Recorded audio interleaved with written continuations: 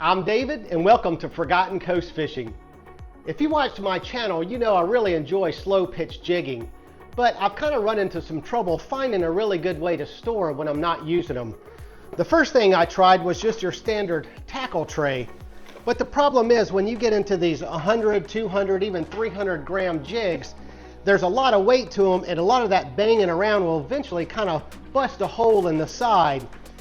Then I tried these Johnny jig bags, and a lot of manufacturers make these type with the individual pouches. The problem I have with these is I like to leave my hooks on my jigs, and the hooks would get caught in this mesh here, and I would have a really hard time getting them in and out.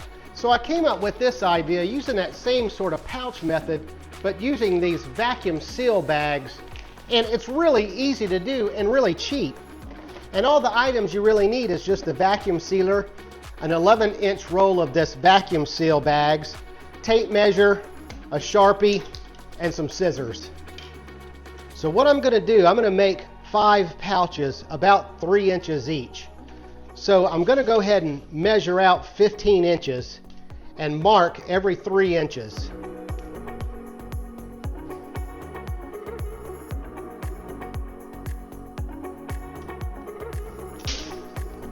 Okay, next, just after this last mark, we're going to go ahead and seal it and then cut this off from the rest of the roll.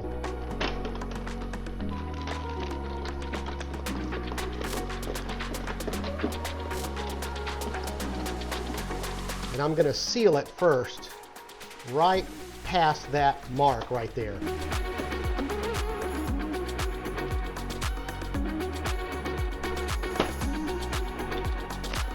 And then we can go ahead and cut it off just on the other side of our seal.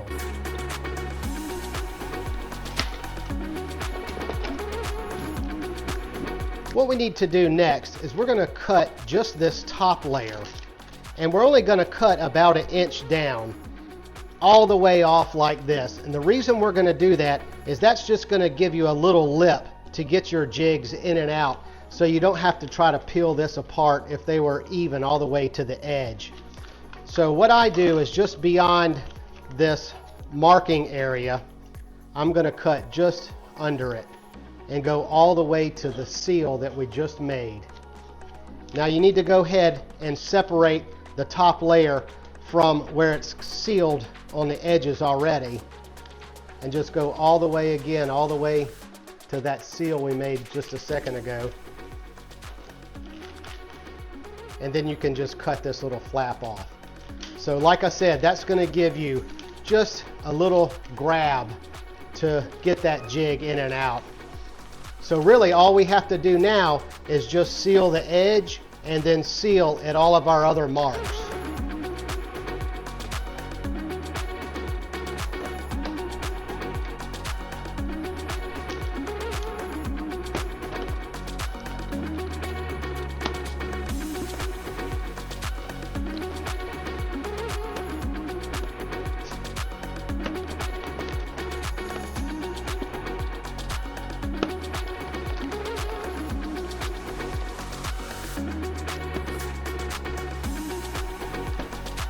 And there you go.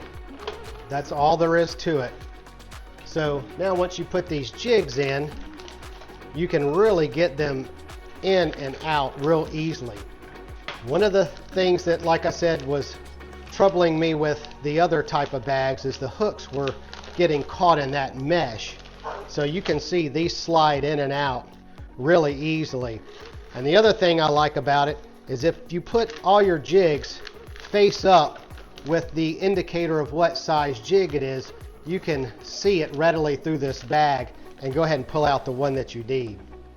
Then once you get all your jigs how you want them, I just go ahead and roll it up. And you could put this in your tackle bag, or I've even got a little plastic bin with latches that I can put all my jigs in a watertight container.